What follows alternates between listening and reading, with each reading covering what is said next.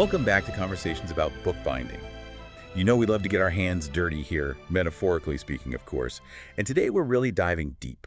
We're talking about something that seems pretty basic on the surface, but is deceptively important to good bookbinding, and that is swell. You hit the nail on the head. Swell really is one of those make or break elements that can make all the difference between a book that lasts and one that, well, doesn't. So let's break it down for our listeners then. Say you're holding a finished book. What exactly are we talking about when we say swell? Imagine you've got your text block, all those carefully folded sections. Now, when you sew those sections together, the thread itself takes up space, right? It's that subtle thickening along the spine because of the thread that we call swell. So the thread is kind of becoming part of the structure itself then. Yeah. It's pretty cool how something so small can make such a difference. It really is. It's like a hidden architecture almost. And yeah, it makes a huge difference. Too little swell and your book won't hold up. Yeah. Too much and it's like trying to force a square peg into a round hole. It's just not going to work. Finding that sweet spot then seems like it would depend on a whole bunch of things. Is it as easy as just using thinner thread for less swell? If only it were that easy. There are actually 10 main things to think about, and how they all work together is what determines the swell. Okay, so it's a little more complicated than I thought. I'm guessing thread thickness and paper thickness are two of those 10 things. You got it. We're talking thread thickness, thread hardness, paper thickness, paper hardness, how many leaves are in each signature, the total number of signatures, your sewing style, what you use for sewing supports. I mean, I could go on. Wow, okay, there's a lot to keep in mind. And we haven't even touched on how much you compress the spine while you're sewing. You know what bookbinders call consolidation and how tightly you pull those threads. It's really a dance between the materials, the techniques you use, and good old-fashioned experience. So you're constantly adjusting and thinking on your feet depending on all these different factors. Like what happens if you're using a really thick paper? Do you automatically use a thinner thread then? It's not always about directly compensating like that. Sometimes it's about working with the natural swell.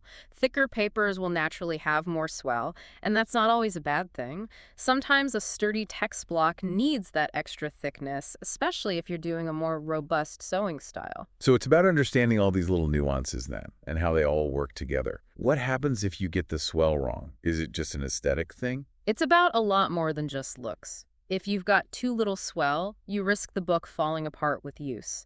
The spine won't be strong enough to support the covers, and pages might start coming loose. No bookbinder wants that. That makes sense. What about if you have the opposite problem? Too much swell has got to cause some headaches too, right? Oh, for sure. Too much swell can be just as bad. It can make the book really stiff and difficult to open comfortably. You end up with a spine that's more curved than a banana, making it hard to even put on a shelf. And then, yeah, you also risk the spine cracking. Like I said, it's a real balancing act. So we're talking about finding that sweet spot, enough swell to make the book strong, but not so much that you can't even open it.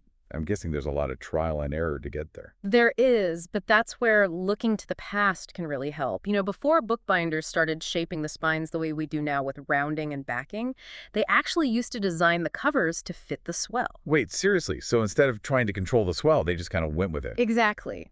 They'd make a slight slope on the inside of the boards so that when the book was closed, it would all fit nice and snug. That's really interesting. It's like they were working with the materials instead of against them.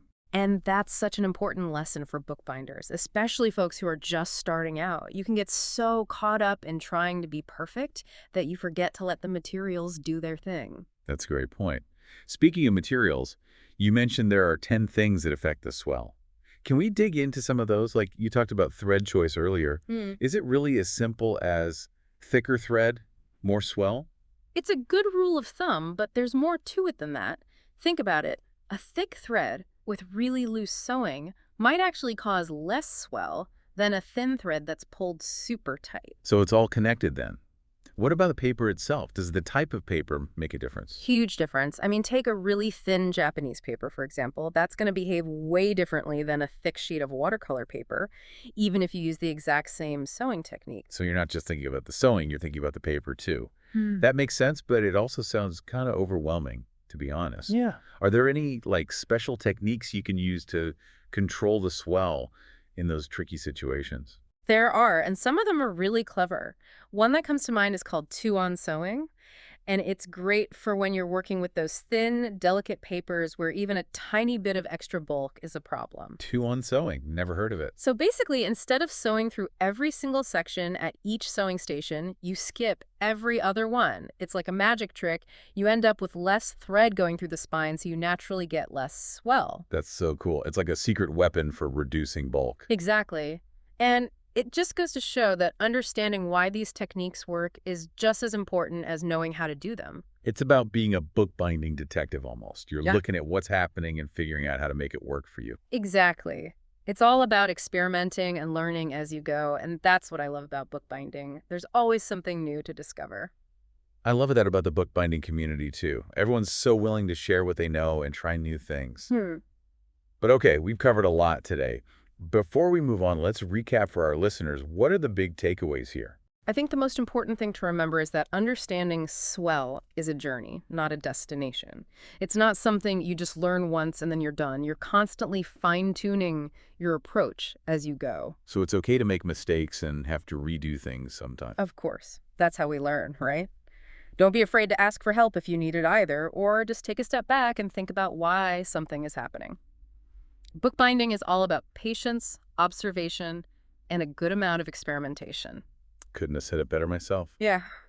Well, I think that's a perfect place to start wrapping things up for this deep dive into, well, Swell. It's been fun. Swell is one of those things that doesn't always get the attention it deserves, so it's been great to really dig into it with you today. For sure. We've covered a lot of ground here, though.